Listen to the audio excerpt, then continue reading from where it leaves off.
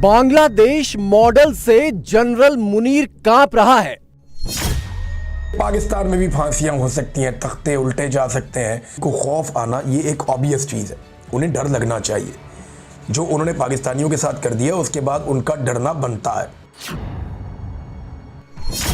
सबको खतरा ना जनरल आसिम मुनीर से है। सबसे ज्यादा जुर्म तो नजरी अंजुम के आसिम मुनीर के हैं। इनको तो फांसी चौक पे मिलनी चाहिए। मुनीर के खिलाफ ढाका वाला इंकलाब।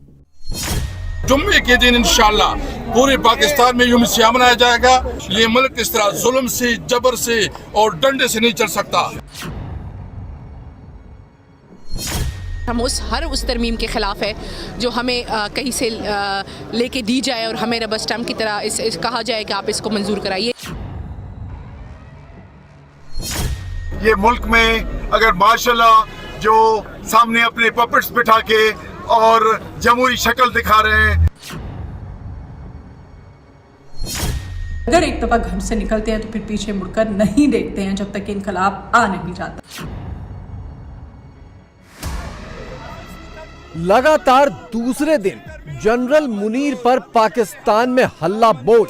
शरीर पर काला कोट, हाथों में तख्तियां और जुबान में भरपूर सख्तियां। क्या इस्लामाबाद, क्या लाहौर, काला कोट शहर शहर मुस्तैद है। जनरल मुनीर को अल्टीमेटम दे रहा है कि आम लोगों पर जो हुक्म चलाया सो चलाया। अदालत और वकील तुम्हें सलाम नहीं ठोकेंगे। 27वीं तरमीम नामंजूर, 27वीं तरमीम नामंजूर, पे हमला नामंजूर, पे हमला नामंजूर, दस्तूर पे हमला नामंजूर। मुनीर ने बिलावल भुट्टो को सेट कर लिया, उनके पिता जरदारी को सेट कर लिया, शरीफों को भी सेट कर लिया। थोड़े थोड़े टुकड़े सबको फेंक दिए और खुद को पाकिस्तान का बादशाह बनवा लिया। लेकिन पाकिस्तान में काले कोट को मुनीर सेट नहीं कर पा रहा है। वकील कसम खाए बैठे हैं कि मुनीर के सामने झुकेंगे नहीं, मुनीर और उसकी बादशाहत को उखाड़ कर फेंक देंगे। सारे लोग आज निकले हैं।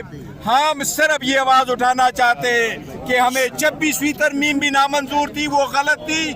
हमें 27वीं तरमीम भी नामंजूर है, अवाम को नामंजूर है, वो गलत है। हम 27वीं तरमीम को नहीं मानते।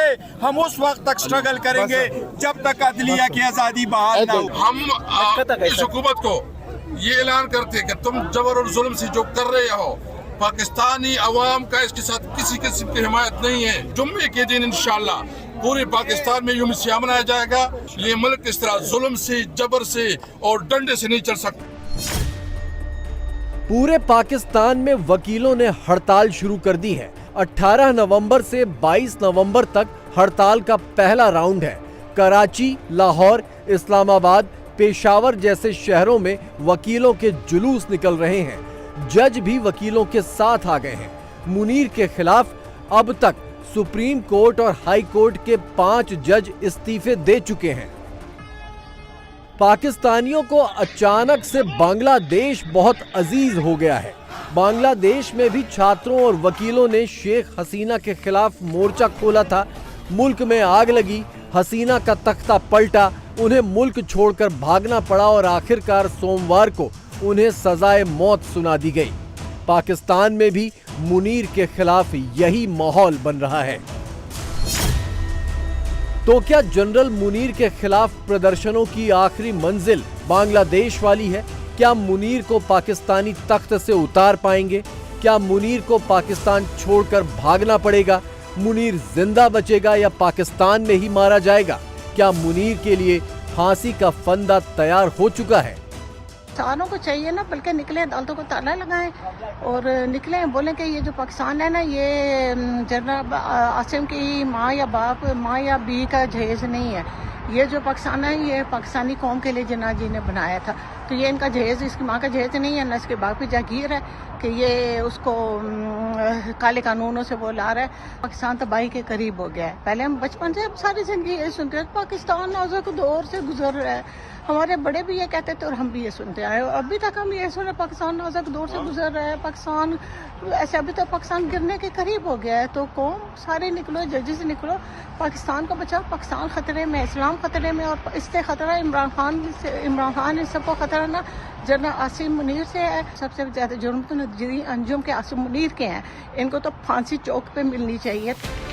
मुनीर के खिलाफ सबसे ज्यादा आक्रोश पश्तून पठानों में है, क्योंकि मुनीर के हुक्म पर ही पठान इलाकों में फौज आए दिन गोलियां चलाती है, आए दिन ड्रोन से हमले करती है।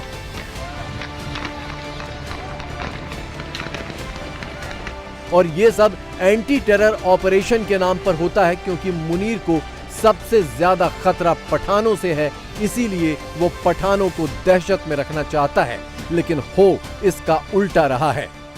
पख्तूनों की 1000 साल तारीख़ है, रिवायात है। हमने अमन की बात की है। पख्तून इस टाइम खैबर पख्तूनख्वा में दोबारा से एक दहशतगर्दी की नई लहर आ गई है। हम चाहते हैं कि मामलात बातचीत से हल हो। 27वीं तरमीम में बहुत से सेनेटर्स ने नहीं दिए, फॉर्म 47 के तमाम सेनेटर्स ने दिए हैं। हमने अपोज़ किया है, इसको फुली अपोज़ किया है और हम उस तरमीम के ख़िलाफ़ है जो हमें कहीं से लेके दी जाए और हमें रबर स्टैम्प की तरह कहा जाए कि आप इसको मंजूर कराइए। ये नहीं हो सकता।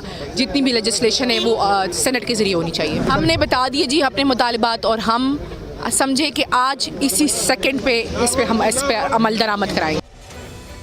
मुनीर के नाम पर पाकिस्तान में भड़की इस नई आग से इमरान खान बेहद खुश हैं। इमरान की तो जैसे मुंह मांगी मुराद पूरी हो गई। इमरान के हुक्म पर उनके नेता और कार्यकर्ता शहर शहर मुनीर के खिलाफ हो रहे विरोध प्रदर्शनों को और भड़काने में जुट गए हैं।